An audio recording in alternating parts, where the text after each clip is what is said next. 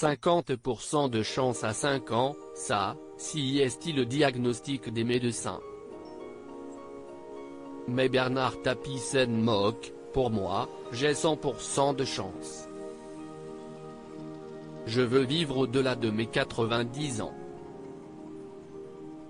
Si est le souhait de toute ma famille et je n'ai pas envie de les décevoir. Une détermination qui fait la fierté des siens, à l'image de l'émouvant message publié cette semaine sur les réseaux sociaux par sa fille Sophie, et qu'il affiche dans un long entretien accordé au quotidien Le Parisien, édition du dimanche 15 avril 2018, dont il fait la une, à son domicile dans le 7e arrondissement de la capitale. Avec le journaliste Marc Lomazzi, nanar, le cheveu désormais tout blanc mais la gueule toujours aussi intense malgré l'impact de la maladie, fait tout le tour de la question du cancer de l'estomac contre lequel il se bat depuis le début de l'automne 2017, comment il l'a appris, où il en est du traitement, les projets qu'il a la ferme intention de réaliser, en particulier celui de remonter sur scène. Pierre, cette fois, mon cancer, si est pour de vrai ce personnage au charisme qui nous le rendrait presque invincible se remémore le jour où, 48 heures après une fibroscopie prescrite parce qu'il s'était plaint d'avoir du mal à avaler, on lui a annoncé la mauvaise nouvelle. KO debout. Je rentre à Paris, relate Bernard Tapie, et là, le destin me joue un tour incroyable.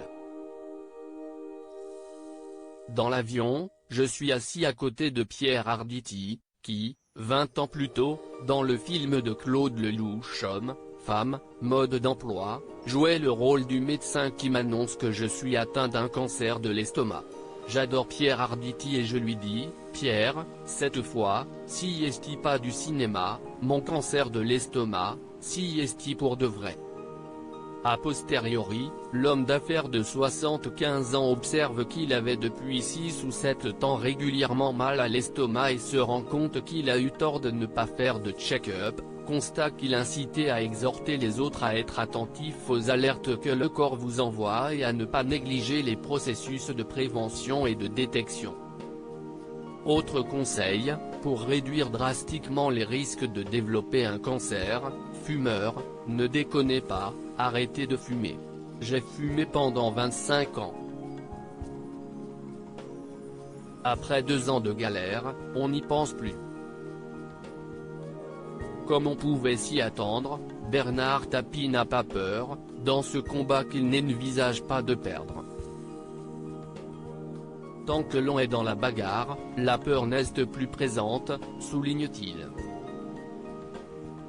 Il concède toutefois, mais je suis très affaibli et je me pose des questions.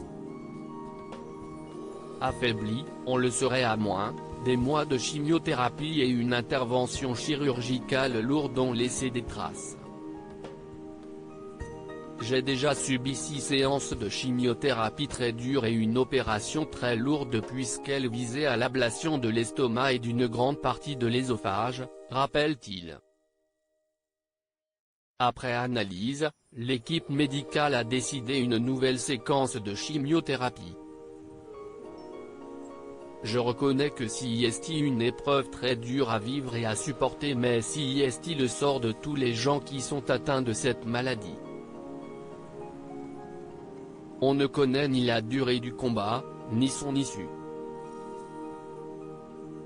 Très touché par tous les témoignages de soutien qu'il reçoit du public, l'actionnaire majoritaire de la Provence livre aussi un aperçu de son expérience de patient à l'hôpital public Saint-Louis, où il dit ne pas bénéficier d'un traitement VIP. Et de raconter, lorsque je suis dans le hall ou dans l'ascenseur, on vient me voir, je fais des selfies les uns derrière les autres. Dès que j'arrive dans le service, là-haut, avec les autres patients, plus personne ne me demande de photos, je suis des leurs. L'équipe médicale s'occupe de Tapie comme de Monsieur Durand ou Monsieur Dupont. Sans les vieilles canailles, Johnny Hallyday serait mort 1 an plus tôt malgré la situation. Bernard Tapie refuse de se laisser enfermer dans la case malade. D'ailleurs, il déborde d'envie et de projets, animé par le désir de renouer le contact direct avec le public, si est-il sûr et certain, assène-t-il.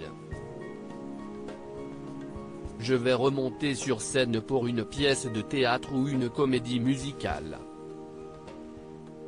Je veux renouer le contact direct avec le public, je ressens autour de moi un tel mouvement de sympathie, je veux qu'on se retrouve au moins avec ces gens-là pour passer une super soirée. Je ferai 100 représentations à Paris et une tournée en province. Rien que de vous en parler, j'en ai la chair de poule. Fou de tirer des plans sur la comète, nanar ? Pas du tout. Inspiré, plutôt. Inspiré par un certain Johnny, j'ai été très marqué, avoue-t-il, par ce qu'a fait Johnny Hallyday, que je connaissais bien. Je sais que sans la tournée des Vieilles Canailles il serait mort un an plus tôt. Il a tenu le coup parce qu'il s'était fixé cet objectif de finir la tournée. Cela va au-delà de votre volonté quand vous ne pouvez pas faire autrement. Dans un spectacle, devant 100 ou 2000 personnes, il n'y a rien de plus jubilatoire que d'apporter à tous ces gens des instants de bonheur pendant lesquels ils oublient tout le reste. Alors, qu'on se le dise tout comme lui-même le dit, il n'y a pas de si. Je vais le refaire. Bernard Tapie, entretien à découvrir en intégralité dans Le Parisien du 15 avril 2018 et sur Le Parisien. fr.